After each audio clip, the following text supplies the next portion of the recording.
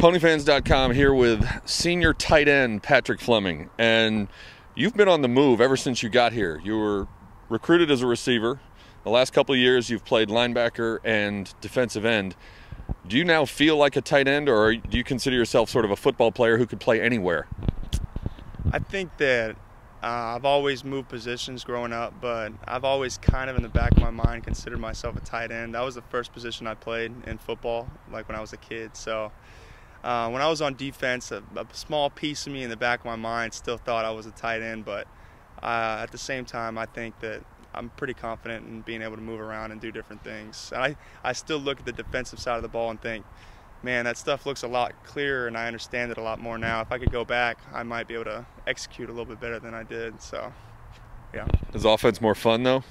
I'm not going to say it's more fun. I think both of them are pretty fun, but I think maybe I enjoy offense a little bit more, but I like pass rushing too. So.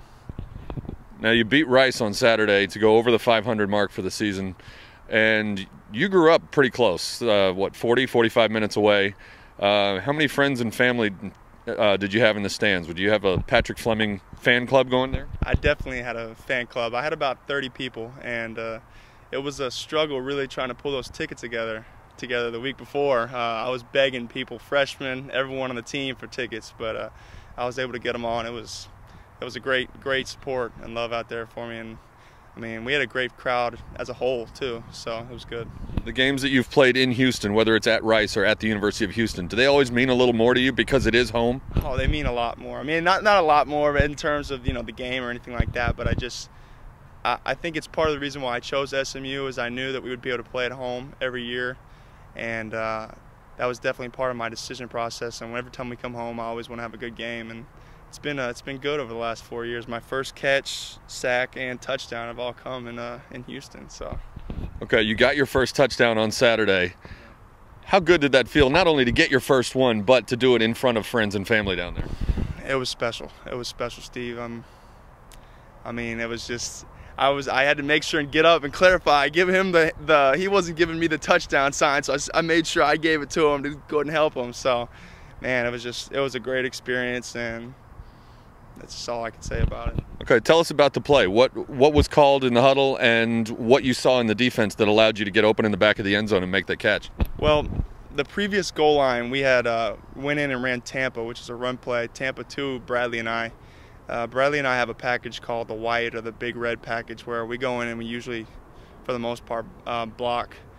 And I told Bradley, we're going to go in to catch the ball on the next one, and they're going to take out the small slots and put us in to catch it. And then sure enough, the next play, it was coincidence, I don't know, but coach called divide special, which is, we've never ran divide special in practice or anything with Bradley and I in the walkthroughs, no matter what. So when he called that, I didn't even think Bradley would know what to do because he's used to playing wide receiver. So fortunately, he did it right. And my mom said she could tell before I even came out of the huddle that they were throwing the ball to either me or Bradley. So. Yeah, it was exciting. And then, yeah, I just widened. That guy thought I was going to come block him. I came back, ball was in the air, touchdown. Okay, you've got Tulsa coming in this week, and yes, you're a senior, but for the last 2 years you've been playing defense. So I don't know how much you can really rely on what you've seen from them in the past. Does this sort of feel like a freshman all over again, preparing for the other team's defense rather than their offenses? Yeah, it's pretty weird, Steve. I mean, I'm used to watching their guys on their defense. Just to kind of, on the other teams, I watch their defense to, you know, maybe model myself after certain things people do or look and see what's successful. Last year they had a guy, number 56. He was a good defensive end, like pass rusher. So, I mean, I've watched some of their defense, but, I mean, I don't read into it too much or think about it too much. I do kind of feel like a freshman again, though, a little bit. But at the same time, I feel experienced. I've been in the game, but not in this situation, obviously, so I don't know. Some of your teammates and the offensive coaches have talked through the first 4 or 5 weeks of the season about how the offense is moving the ball, they're getting some points, but they haven't quite clicked, haven't quite taken off. This past week, Kyle is Conference USA Player of the Week, throws for 371, 3 touchdowns. How close is this offense to really hitting on all cylinders and taking off?